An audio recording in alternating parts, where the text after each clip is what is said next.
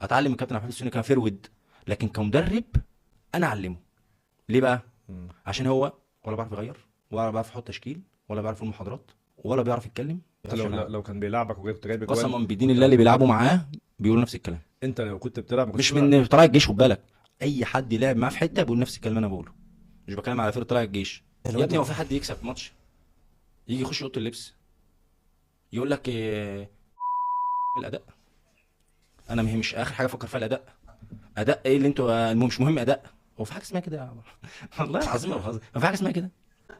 مش انت اللي بتسالني، انا بقول لك حاجه شفتها، انا بقول لك حاجه انا شفتها.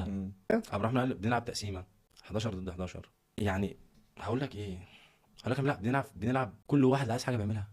5 هنا واقفين، و6 هنا واقفين، و7 هنا بيجروا، و7 هنا واقفين، ويتقمص ويصفر ويمشي ويزعل.